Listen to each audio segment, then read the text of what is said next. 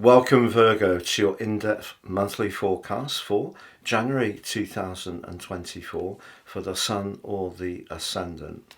I'm going to give you some standout details to look out for, but please stay with me. I will explore in greater depth all the ins and outs, particularly relevant to your sign.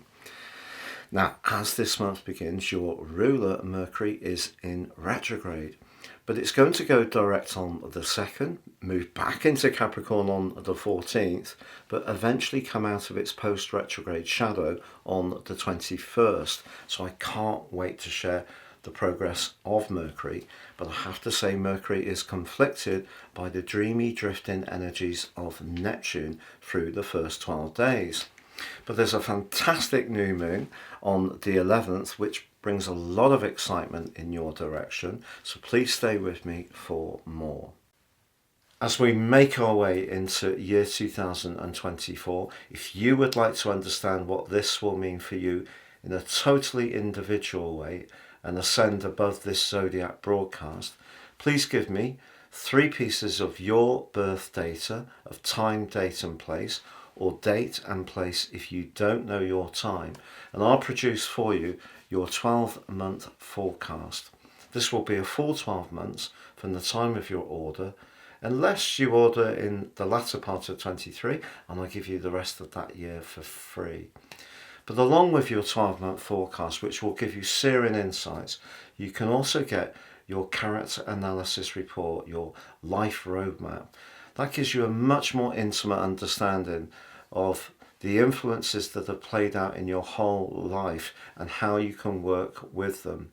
Also, you'll get your zodiac forecast for each of the 12 signs, your Indian Vedic forecast, and your Chinese forecast for year 2024, all free of charge. Please see the link beneath this video for more. So Virgo, as you make your way into January, there's a very dynamic link between the Sun and Jupiter. It is stretching out a little bit. It became exact on the 27th of December, but Jupiter went direct on the 31st. So we're benefiting from Jupiter traveling forwards in the part of your situation, which is to do with expansion. And that's very much what Jupiter has a connection to. But also as this month begins, there is a lineup of energy in the tender 4th house, which is very much to do with where you live, how you live there, your inner world, your relationship with your family, and our basic need for security. If you are set to hit the sales, don't be surprised if you want to spend some hard-earned money on something for your home to make it that much more comfortable. But Mercury, your ruler, as I mentioned, is just in retrograde on the first day, but very close to Mars. Mars in Sagittarius is an extremely freedom-loving influence, but the combination here could make you a little bit more protective around your inner world, perhaps even a tad defensive at times at the start of this month. But both are in a right angle to Neptune, and in Mercury's case that goes on through to the 12th of the month. If you are talking about anything that's a little bit more sensitive or delicate to a family member, the potential for things to get a little bit tangled between you and them is heightened by that, because Neptune has a supreme ability to distort in some ways, but also Neptune can be very healing. So if someone's going through it a little bit and perhaps you get a bit frustrated that they're not able to listen to your support, for example, or perhaps their situation is weighing on your needs, just give them a little bit of slack. But also as this month begins, the moon is in your sign, but it's in an opposition to Saturn.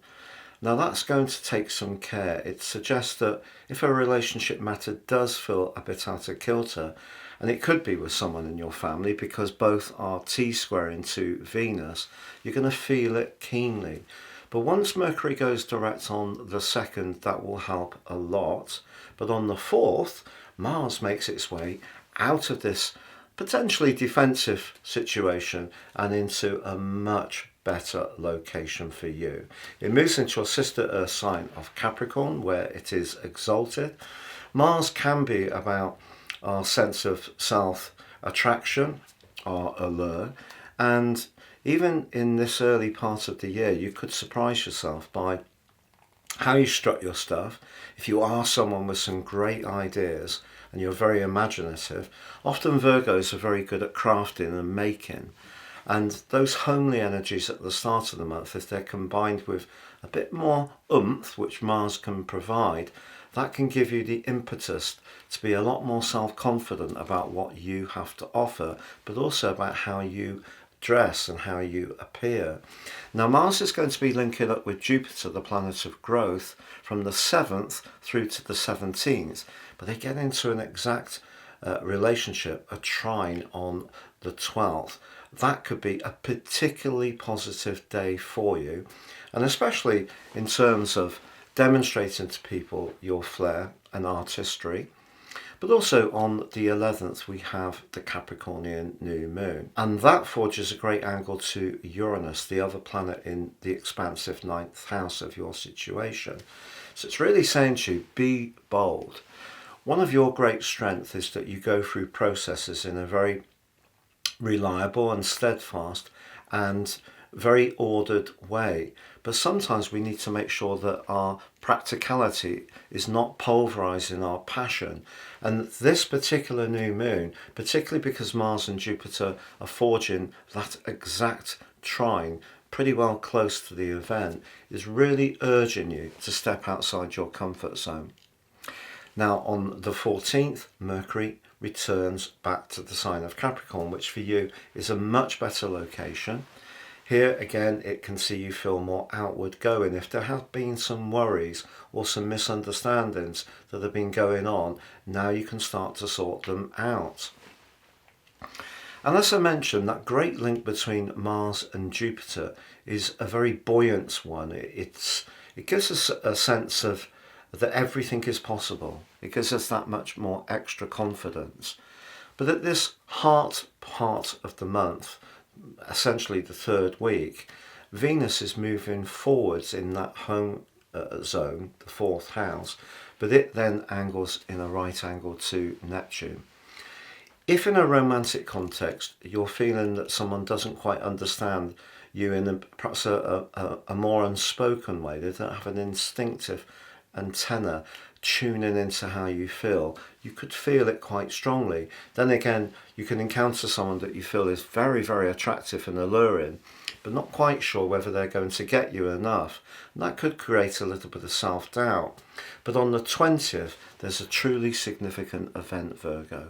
On that day, the Sun and Pluto come together in an exact conjunction. Now, this particular aspect can only happen once a year. And what makes this even more intriguing, it happens in the last minutes of both the Sun and Pluto's location in the sign of Capricorn, which is obviously where you can really showcase what makes you individual and where you can demonstrate some confidence and radiance and dazzle people with your personality. But the following day, Pluto moves into Aquarius. In fact, later on the 20th, the Sun shifts into Aquarius. They meet up again, but this time not exactly in conjunction, but very, very close. And that's really telling you that when it comes to that part of your nature, which is a huge element of your being, which is that you like to be ordered, you like to be well structured, you like to be of assistance to others, but you also need to get a sense of satisfaction and a sense of worth from helping people. And if that has dissipated a little bit, especially around your work over recent times, I can almost guarantee to you that over the next year or so, you will change your job. If your job is going extremely well, be prepared to take on more responsibilities and obligations, particularly if you're someone who does have quite a sacrifice in nature and appreciation of those that need support. Now, this can be, for example, in a care or health setting, but also in food, catering, hospitality, the areas that really are so important to the big cogs of how we join together.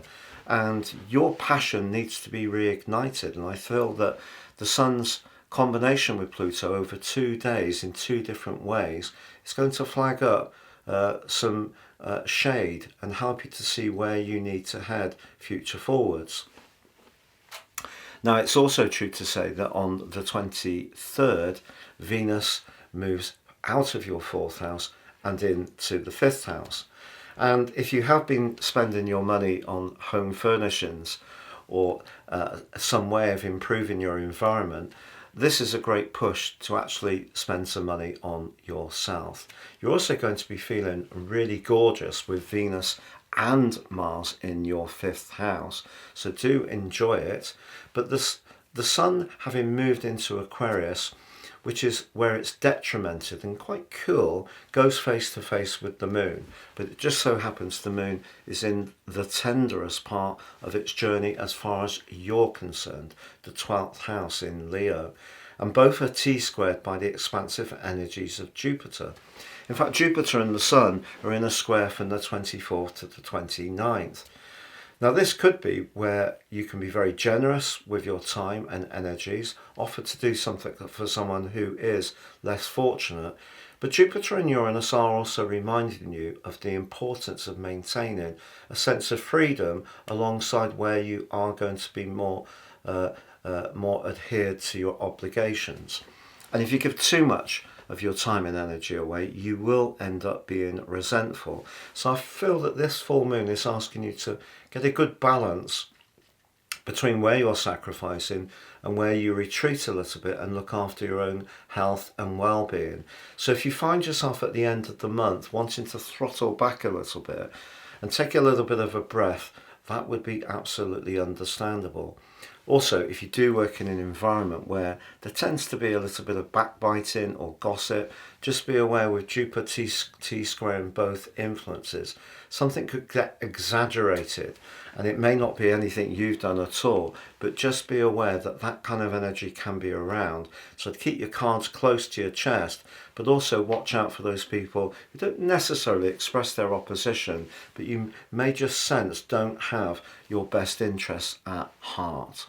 It's been a real pleasure being with you, Virgo. I'd like to wish you all the best for year 2024. If you'd like to have a one-to-one with me, please see the link beneath this video. But for now, please like, comment, share or subscribe.